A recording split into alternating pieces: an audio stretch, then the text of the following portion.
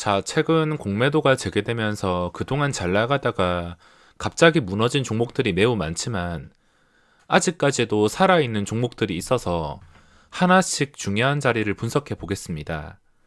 항상 말씀드리지만 또 시장이 계단식으로 무너진다면 답이 없기 때문에 장 시작한 다음에 양매도가 평소와 다른 수치로 강하게 나오거나 심상치 않고 지수가 계단식 하락이거나 하락하는 각도가 가파르다 싶으면 아무리 추세가 좋은 종목이 있다 하더라도 수익을 내는 것은 어렵기 때문에 지금 어디로 튈지 모르는 시장, 수급과 시장이 어디로 흘러가는지 장 초반에 신경 써서 체크를 하면서 안전할 때만 매매를 해줘야 됩니다. 그동안 많은 종목들이 잘 나갔는데 추세가 한 방에 무너진 종목들이 많아서 무너진 종목을 제외하고 아직까지 상승 추세가 유지되는 종목들 위주로만 분석해 보겠습니다. 이 종목들을 찾을 수 있는 화면은 거래대금 상이라든지 그리고 조건 검색에서 최근에 거래대금이 나왔던 종목이라든지 또는 52주 최고가에서 멀지 않은 종목들 위주로 종목을 찾았습니다. 최근에 시장에서 인기가 많은 포스코, 외국인이 작정하고서 주가를 끌어올리고 있는데 어째 되었든 간에 종가 기준으로 5일선 위에서 계속 거래가 된다면 중간중간에 이런 시세가 나오면서 계속 고점이 높아질 수가 있습니다. 원래 중요한 자리가 33만 원이었는데 여기서 벌써 10% 이상 상승했으며 지금 함부로 들어가지는 못하겠지만 혹시나 좀 평소와 다른 엄청난 거래량이 장 초반부터 터진다면 또 먹을 자리가 생길 수 있기 때문에 좀 특이한 거래량이 터지면서 외국인 수급까지 들어올 때만 신규 진입으로 공략이 가능할 것 같으며 지금은 보유자의 영역으로 추세가 좀 안정적으로 유지가 되고 있습니다. 그리고 꾸준히 보던 DLENC도 외국인이 장기적인 매수가 들어오면서 아래 꼬리가 달리다가 일단은 이동평균선을 좀 강하게 지켜줬습니다. 시간이 좀 지나봐야 알겠는데 시간 지나가지고 종가 기준으로 13만 6천 원, 초기 가격인 13만 6천 원 이거 위에서 마감을 한다면 다시 차트가 예뻐지고 추세가 살아나는 그림이라 다시 고점을 뚫어줄 가능성이 있습니다. 물론 여기서 한 방에 무너진다면 13만 6천 원 밑에서 함부로 들어가지 못하겠지만 시장이 안 좋을 때는 함부로 들어가지 못하겠지만 시장이 생각보다 밀리지 않고 이 13만 6천 원 이상에서 종가를 형성해 주게 된다면 고점을 뚫어줄 가능성이 높아집니다. 항상 이런 대형주들은 종가 기준으로 판단한다면 이게 진짜인지 가짜인지를 쉽게 확인할 수 있기 때문에 절대 급하게 매매하는 것보다 종가 기준으로 판단한다면 이 종목의 흐름이 지금 강한지 약한지를 확인할 수 있을 것입니다. 그리고 세 번째가 솔브레인. 이것도 조건 검색에서 이렇게 신고가 전 250일 이내 상장한 종목들에서 솔브레인이 계속 잡히고 있는데 어째 되었든 간에 이거는 다른 반도체 종목들 갑자기 고점에서 급락이 나올 때 이 초기 가격인 32만 8천 원을 깨지 않고 있습니다. 32만 8천 원. 거리가 되는데 지금 가격에 사서 이 32만 8천 원까지 버티면 손실이 엄청나게 커질 수가 있습니다. 여기까지 버틴다고 주가가 올라간다는 보장이 없으며 더 내려갈 수가 있기 때문에 여기서 잡아서 손절을 여기로 지정을 할 수가 없지만 최근 들어서 시장이 좀 휘청거리고 다른 잘 나가던 종목들이 휘청거릴 때 주가 방어율이 꽤나 뛰어난 것을 확인할 수 있습니다. 보시다시피 기껏해야지 1%, 많아봤자 2%, 큰 하락이 나오지 않았습니다. 지금 제가 생각하는 중요한 자리는 5월 4일 화요일 저점인 34만 2,700원. 이 자리를 다시 깨버리게 된다면 차트가 무너지는 그림이 나오면서 그 전에 높았던 고점인 32만원 후반대를 깨버릴 수 있기 때문에 종가 기준으로 34만 2,700원 정도를 지켜주는 게 중요할 것 같습니다. 어쨌든 간에 계속 내려오지 않고 이 자리를 안정적으로 유지해 준다면 시장이 나중에 좋아지거나 종목들이 번갈아가면서 반등이 나올 때 다시 한 번 더 고점을 돌파할 수 있기 때문에 34만 2,700원이 중요한 자리가 되겠습니다. 그리고 최근에 계속해서 거래 대금이 유지가 되고 어느 정도 거래량이 유지가 되고 재료가 있는 상태에 수급까지 들어오는 SK 바이오사이언스가 있습니다.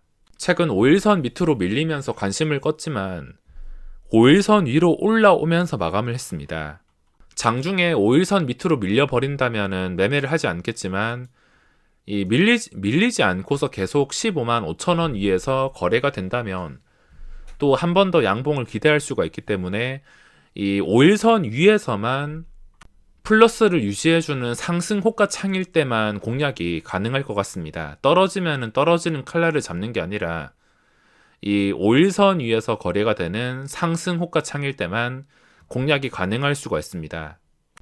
그리고 최근에 신세계 추세와 수급이 괜찮긴 하지만 이미 이 초기 자리를 놓쳐버렸기 때문에 이거는 따로 매매할 계획은 없습니다. 원래 이런 초기 자리나 중요한 자리에 들어가야지 좋은데 여기서 설마 수직으로 오르겠어 하다가 지금 거리가 점점 멀어지고 있습니다. 저는 이런 경우에 이 중요한 자리 근처에서 사는 게 아니라서 절대 무리하게 따라 들어가진 않고 시간이 지나서 혹시나 내려왔을 때 이 자리에서 쉽게 빠지지 않고 다시 재돌파하는 구간에서 초기에만 공략을 합니다. 지금 당장은 공략을 못하겠지만 혹시나 주가가 다시 내려오게 된다면 빠지지 않고 다시 올라가는지를 관찰할 필요가 있습니다. 그리고 마지막으로 SH에너지화학, 이것도 제가 주식을 처음 시작할 때부터 정말 주기적으로 반응이 나오는 종목인데 일단 거래대금이 얼어붙은 시장에서 이 코스피에서 거래대금 상위에 이름을 올리게 됩니다. SH에너지화학 거래대금 16위, 딱 한눈에 띄는 15위 안으로 들어오진 못했지만 딱 16위에서 2,500억치 이 거래량이 나오면서 마감을 했습니다. 보시다시피 거래량은 2억 주 정도.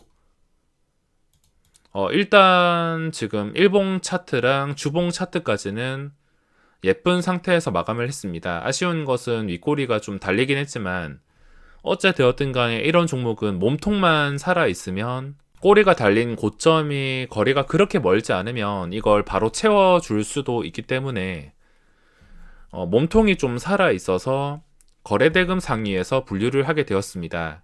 1,000원을 넘는 종목이 1억 주 이상 거래량이 나왔다면 그게 상승하는 차트 그림일 경우에 당연히 관심이 갈 수밖에 없습니다.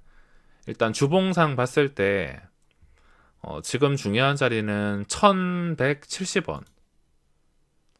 이 자리를 지켜줘야지 차트가 좀 예쁘게 형성이 될 가능성이 있으며 시간의 거래에서도 1% 정도 올랐습니다. 마지막 오후장에 힘을 쓰지 못했지만 일단은 차트는 아직 살아있는 상태이며 주봉상 중요한 자리가 1170원, 그리고 분봉상 봤을 때 시세가 나온 다음에 무너질 때 저점이 1195원입니다.